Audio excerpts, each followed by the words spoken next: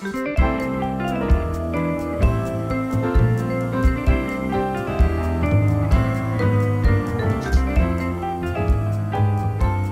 and welcome back to Read This Next with Ruth and Nicole. This week we're changing it up, as everybody, our loyal listeners, they all know that we only really do adult fiction and young adult fiction, and sometimes we throw in nonfiction, but for the most part it's adult and YA fiction. Today we're going to do a special focus on some of our favorite, well, I guess some of my favorite picture books. And these are ones that you can get all at the library. And if you have been to a story time that I've run, I've probably picked up one of these to do the story time. I left some of our like top favorites out to kind of keep them close to our, like, keep them in our back pocket so no one checks them out all the time. But we have some more. There's plenty. Anyways, Ruth, I asked if she had any that were her favorites, and she's got so much on the brain right now that we're doing only my favorites today. So maybe in the future we'll do a Ruth's favorites picture books list. It could be a fun one. It could be. We're gonna definitely, it'll be interesting to see like what genre you fall into of picture book versus me. Also, who read 17 books before bed last night? Not me. No, he really wanted stories. Wow. So That'll for be our hard for you to viewers, narrow I down. have a 2-year-old, and so we read a lot. Mm-hmm. So there might be his top picks as well. Oh, that'd be cute. I would love that. Cal's Okay. picks. Cal's pick. Get him to point out which one. That'd be so cute. Okay, so I'll get us started. The first one that we have is Falling for Rapunzel by Leah Wilcox. The illustrator is Lydia Monks. These two actually have another book that they wrote together, which is called Waking Beauty, which is my all-time favorite, but I like to include this one because it's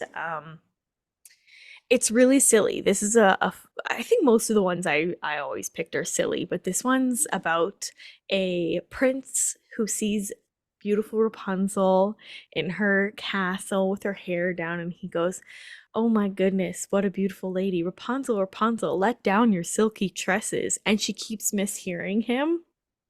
So on the first one, she throws down her silky dresses, and it gets progressively weirder and weirder and fun. And then eventually, I mean, I don't think these are really spoilers for anybody because these are kids' books, but it ends with she throws down, he says something along the lines of like, "Throw down your golden braid," and she throws down her favorite maid. And so they fall in love. And then she's like, "Oh, I hope they come back and visit in the back door, you know, the easy way." And it's very cute. It's rhyming. It's yeah, it's just a play on the traditional story, but it's very good. Have you read this one? I have read this one. Yeah. And I have read Waking Beauty as well. I mean, they are kind of classics of the twisted fairy tale genre in the most fun way. And I think you and I both really like books that have good rhythm. Yes. Like rhyme and rhythm. Yeah. And we make a story time book. List. Yeah. And this one's also we do, or no, I guess not this one, but Waking Beauty we have as a puppet show that we do sometimes. So that one, it's really good. So yeah, something too to keep an eye out for is next time that we're performing Waking Beauty. Yeah. Come visit. Mm-hmm. Okay, so next up we have President Taft is Stuck in the Bath by Mac Barnett. George Washington crossed the Delaware in the dead of night. Abraham Lincoln saved the Union. William Howard Taft got stuck in the bathtub and then got unstuck. This is his story. This actually makes me think of, I grew up with a book of poetry of the kings and queens of England, and it was all like a little bit silly. Mm-hmm. And that's what the vibe I'm getting here. Oh yeah, this book is incredibly silly. The first time I read it in my preschool, I wasn't sure if the kids would find it that funny, but it's basically based off a rumor about President Taft, and there's a real picture of the size of his bath, which was rumored to be able to fit like 4 grown men. And there's a rumor that he actually got stuck in it. So this writer wrote this book based off that story, and it's he keeps calling in different secretaries to be like, how are you going to get me out? And the farmer or the secretary of agriculture is like, we'll use cow's butter, we'll get you out of here lickety split. And then eventually they get him out, but it's very funny, and the preschoolers thought it was hilarious. Quality content Uh, being stuck in the bath. Adults being stuck anywhere is probably quality content, let's be honest. Yeah, unless it's quicksand, in which case that's terrifying. Well, yeah. Children Hard of the 80s. pass. You aren't a child of the 80s. No, I'm a 90s child, and that was still a very real fear. Fair. Yeah. Strange. Haven't had to deal with it that much since growing up. Thank goodness. I know. What a relief. This next one is actually another puppet show that we have, which is one of my coworkers and my favorite one to do as well. It's called I'm the Biggest Thing in the Ocean by Kevin Sherry. I'm not even going to read the description because I love this one. So this is about a giant squid who is a braggart, and he's obnoxious, and he keeps seeing all the different animals in the ocean and being like, ah, you're so tiny compared to me. You're so small compared to me. I would hate to be that small. And then eventually he finds out he's not the biggest thing in the ocean, gets swallowed by a whale, and then this declares that he is the biggest thing in the whale. So ultimately he is correct, but yeah, very very silly and big, beautiful, colorful images in that one. It's a really fun read. I like And it. you can't keep him down. He's going to be the biggest somehow. Yeah, like no matter what. It's interesting though that they use a giant squid, because I think giant squids are like, I don't think that they would actually, in reality, I don't think they would actually get eaten by a whale. Don't they have like, maybe this is conspiracy theories. I don't actually remember. I was gonna say, don't sperm whales have, or is it humpback whales? One of them, they have signs that they have had fights with giant squids. Research project. I'm gonna fact check that and put a true or false at the bottom of this episode, because I feel like that's not true. When I said it out loud, it didn't sound real. And half the time that's actually when it turns out to be real, because the improbable. It's possible. It is. Alrighty, you ready for the next one? Yeah. Go away, big green monster. We haven't talked cover art yet. Big green monster has the same color hair as you. A beautiful magenta.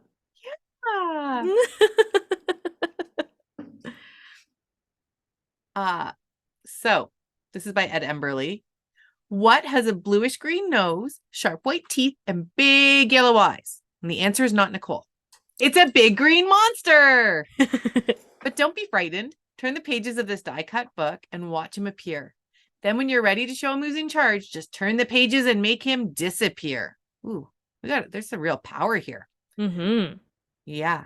This is sweet. It actually says it's an ingenious way for children to overcome bedtime frights.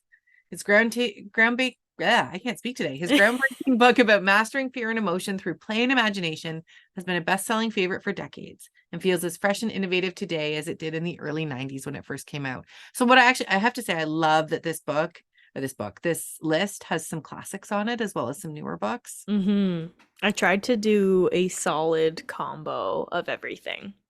Well, because there's always great new stuff coming out, and it's easy to forget books like this, which were really groundbreaking when they came out. Yeah, this is a cool one because I know they said it was a die cut one. But for those of you that don't know what that means, because I didn't, basically when you open the book, when you flip the page, it reveal like there's holes on the page so that on the first page you see nothing, and then when you flip the page, all of a sudden you can see the eyes, but then the eyes stay until you keep flipping more page. That might not make any sense. Basically, you build the monster as you go through the book, and then you make the monster go away. Yeah, it's fabulous. It's super cute. Patience read that one a lot with the Tales for Two kids, and some kids are surprisingly a little bit afraid of it. So keep that in mind if you're going to read it to people. But the monster looks just like he does on the cover, so it's not that threatening. Yeah. But Very I think cute though. that's common with monster books because one of my favorite monster books is Leonardo the Terrible Monster. And I mean, the whole story is that he's bad at being a monster. Hmm. But kids still got afraid by that book. Yeah. Like it was Yeah. still frightening to them. So, You can get afraid of anything if you really set your mind to it. mm-hmm. If you're prepared to be afraid because there's a monster in the title. Yes. Oh, I remember there was like a Grover one when I was growing up, like Sesame Street, where it's like there's a monster in this book. Don't turn the page. Like that A one little was, golden book about Grover. yeah, Yep. very cute. I have a distinct memory of we owned this book. It's not a library book, but of my mom rolling up that book to hit a fly with it. Don't know why. Don't know why that sticks in my head. Because the monster killed the fly for you. It's a friendly Wow. monster. Thank you, Grover. Okay, this next one is I Ain't Gonna Paint No More by Karen Beaumont, and illustrated by David Catrow. And this is another book with lots of rhythm. It's based on the tune. Actually, I don't know what tune it is. Like I can't Tyler remember Durden. the. No, I know how it goes, but I can't remember what It the ain't original gonna words rain are. no more. Thank you. Yeah, because I ain't gonna paint no more, no more. Ain't gonna paint no more. Oh, what the heck? Gonna paint my neck. I ain't gonna paint no more. Very, very cute. But yeah, it ain't gonna rain no more. But anyways, I'll read the description for this one. When the child gets caught painting everything from the ceiling to the floor, Mama says, "You ain't gonna paint no more," but nothing will keep this artist from painting. Written in the familiar tune, oh, well, there it is. It ain't gonna rain no more. The text bounces along, vibrant, stylized pen and ink drawings, while page turns offer up a fun read aloud guessing game in which kids will delightfully participate. What will the child paint next? So I take some red and I paint my head. Silliness paired with the ruckus read aloud appeal will have every reader begging for repeat reads. Very cute. Clearly, my gnome read that. He obviously painted his head red. Clearly, What the one of heck his gonna favorite paint your books. head? I love it. Clearly he does too. This next one's a new one. Ooh, Find Fergus. So think of it as a Where's Waldo book if Waldo were really, really bad at hiding. Author illustrator Mike Bolt's pitch for Find Fergus. Mm-hmm. You know what? I love it because sometimes, especially younger kids, they're fascinated by Waldo, but they have a really, really hard time finding Waldo. So I think Fergus being, I'm in for this. So Mike Bolt, you might know from I Don't Want to Be a Frog and Bad Dog. He brings picture book fans the super funny interactive story of Fergus the bear, who loves to play hide and seek with the reader, but can't really seem to get the hang of it. This feels like a great one for tales for twos and Yeah. preschool, because let's face it, a lot of those kids, they're hiding challenged. Yeah. Mine like will hide in front of you. Yep. But wait, the game isn't over yet. The last two pages fold out into a giant panoramic look and find scene where Fergus is well and truly hidden. And young readers can have fun looking for him and lots of other silly details in the crowd. There's a ton of play value in this adorable book, and children will want to come back to it again and again. Yeah. So some examples of his hiding. He wants to play hide and seek, but look, there he is, hiding right in the middle of a big blank page. Hides behind a very tiny tree Mm-hmm. or a giant crowd of bunnies and squirrels. Yep. So he needs a little practice, but maybe we can help him a little bit. Hey? Yeah. It's read where you're kind of like the narrator is the person reading it, which is kind of cute. So it's like, oh, Fergus, start by hiding in a crowd. And eventually they're like, no, Fergus, you have to hide in a group of bears. Otherwise you'll blend in. And then he chooses polar bears, of course, so he still doesn't Mhm. blend in. But yeah, it says the last 2 pages or something, but it's like a fold out, so it becomes 4 pages that you can look and Nice. find.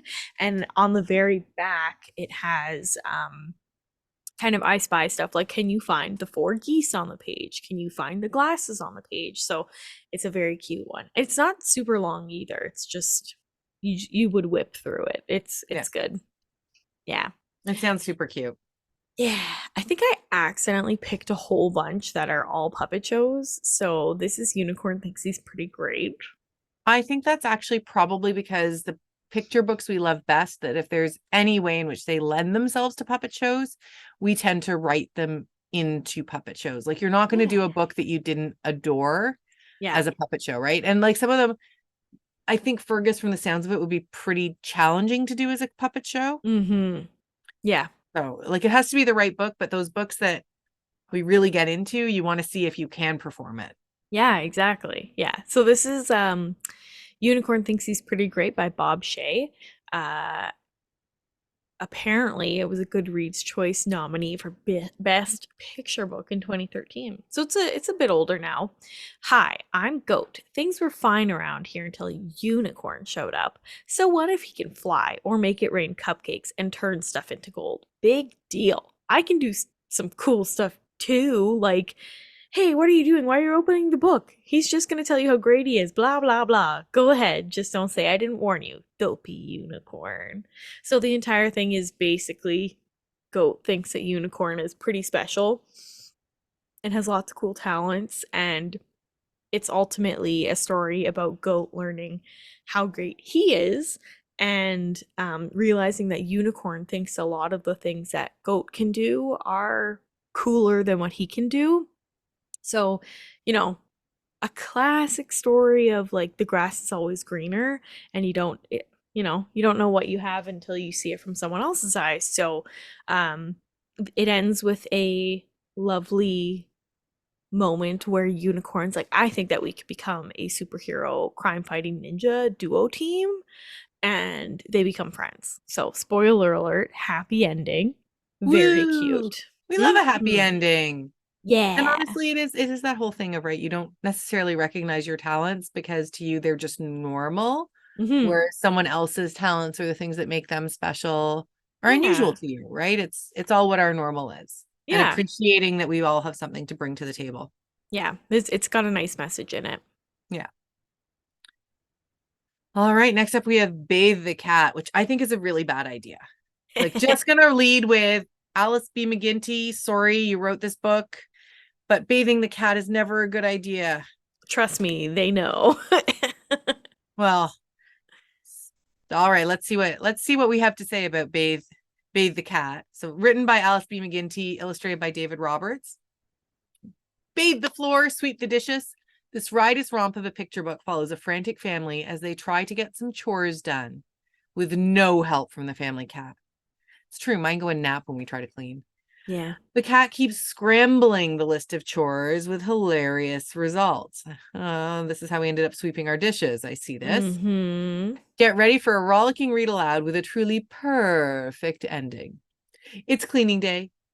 Family cat will do anything to avoid getting a bath. So instead of mopping the floor or feeding the fish, the family is soon busy rocking the rug, vacuuming the lawn, and sweeping the dishes.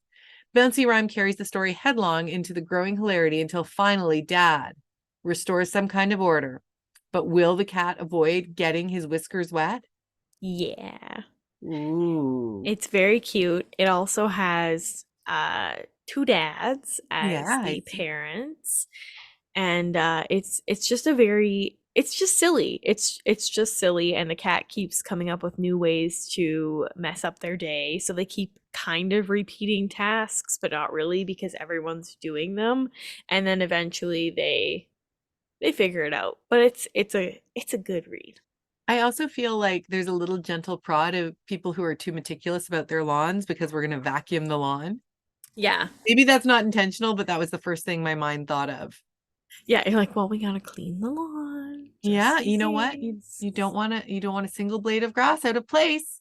Yeah, my lawn, nightmare fuel. Oh, yeah. Yeah, they'd be running for mine too.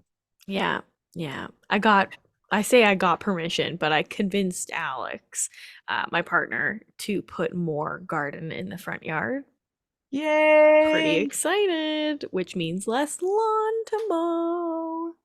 And it'll keep you nice and busy. Yeah, and full, because I think I'm gonna grow, like, vegetables, obviously, in there. Nice. So The pretty ones. exciting. Ooh, red runner beans. That would look really nice in the front Red yard. runner beans. I'm They've got trying to not beautiful grow. blooms.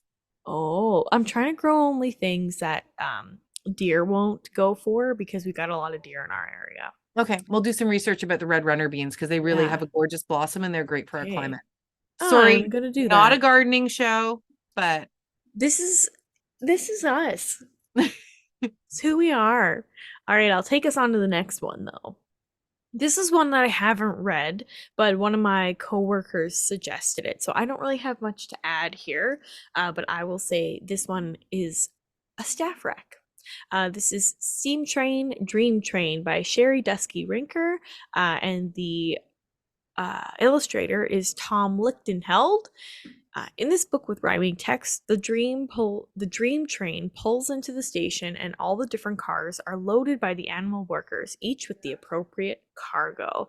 So my coworker described this as they're all going to sleep, getting ready for bed.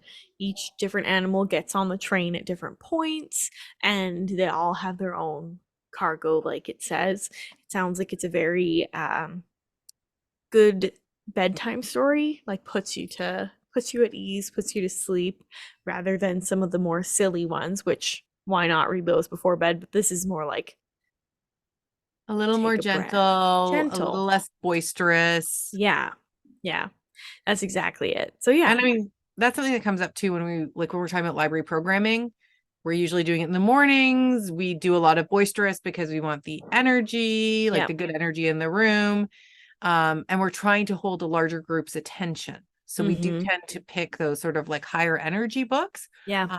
But certainly both in our programming and at home, there is a place for these more gentle and thoughtful, perhaps, books. Yeah. Absolutely. I think the next one is kind of falls into the same category. Mm-hmm. The Mitten by Jan Brett. And this Yeah. is, I mean, this is a classic. There's amazing programming elements you can do with this too, Mhm. that I've done with playing around with mittens and filling mittens and Cute. yeah. Oh yeah, it's a favorite.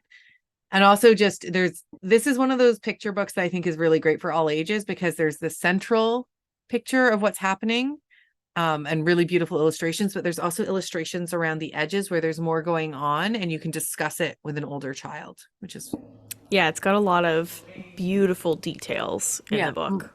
a lot of All of their layers. books do. Yes, absolutely. So when Nicky drops his white mitten in the snow, he goes on without realizing that it is missing. Must be fairly mild out because if it was winter, I think you'd notice pretty quickly.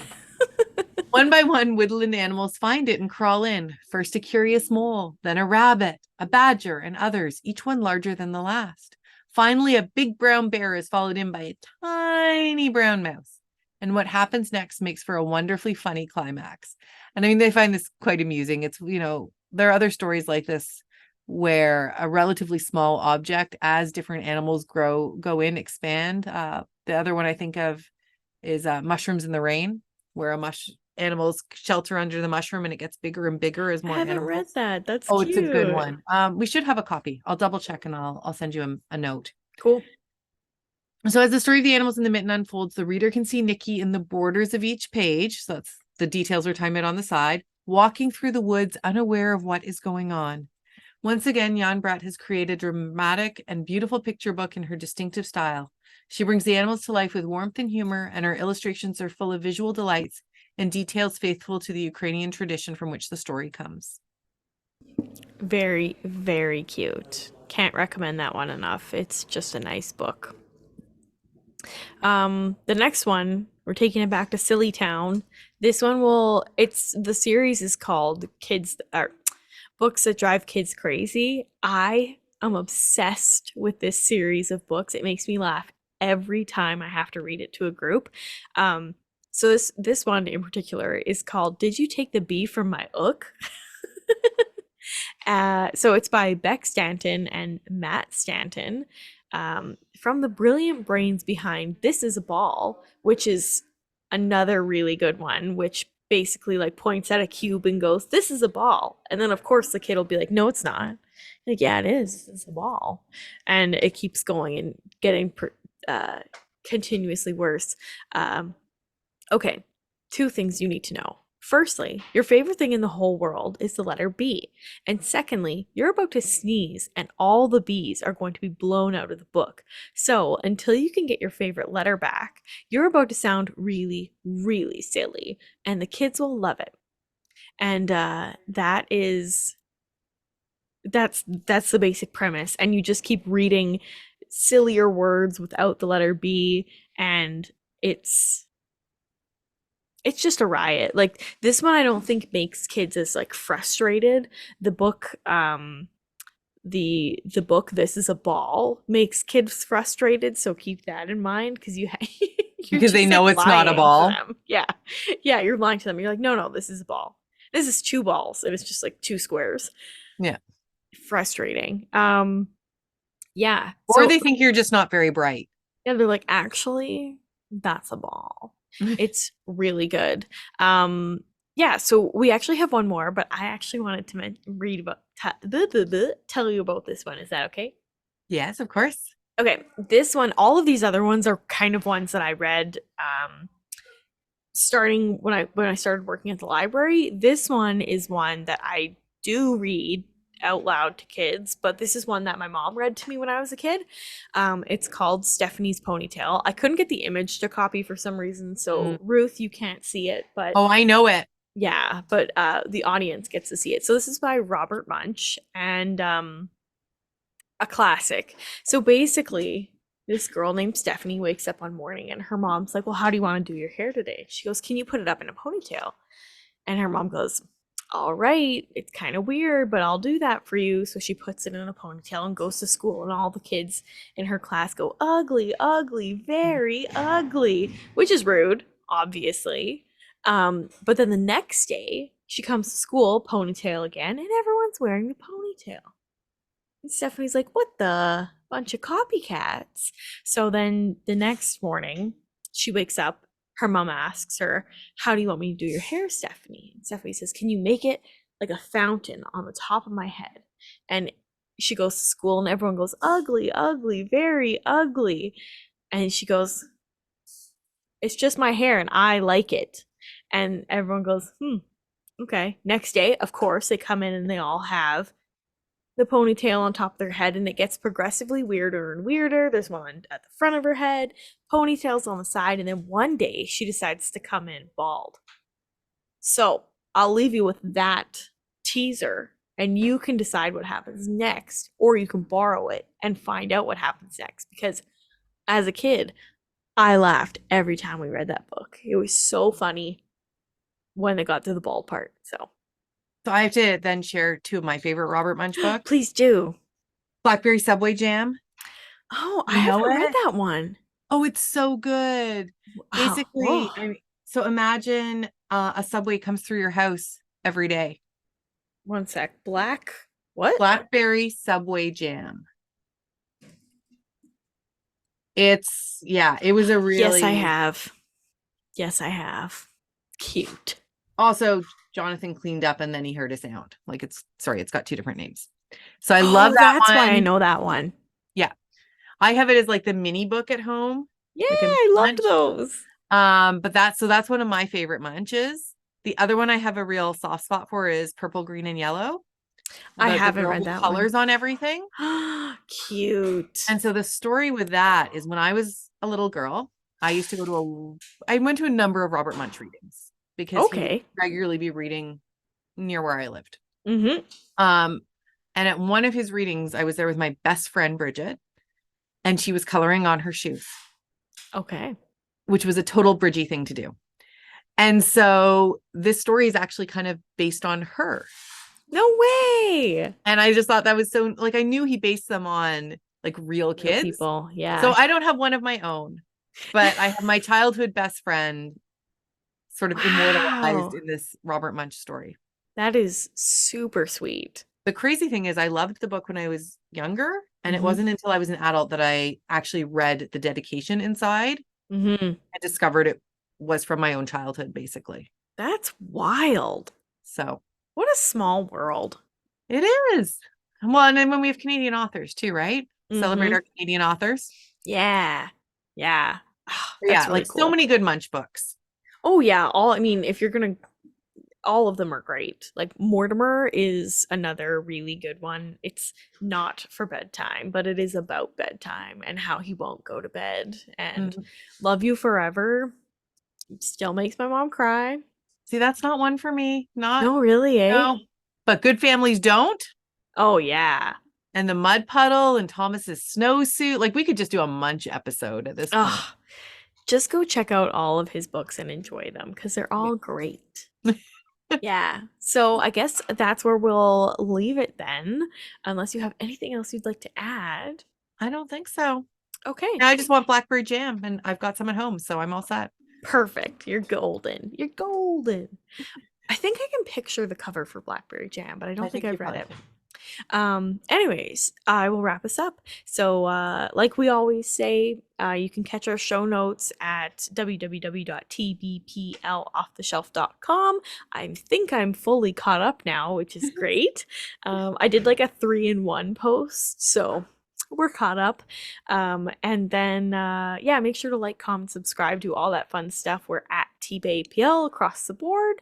And I think our next episode might be the Dungeons and Dragons episode. So if you like Dungeons and Dragons, make sure to check in for that. And yeah, we'll see you all in 2 weeks. Bye bye.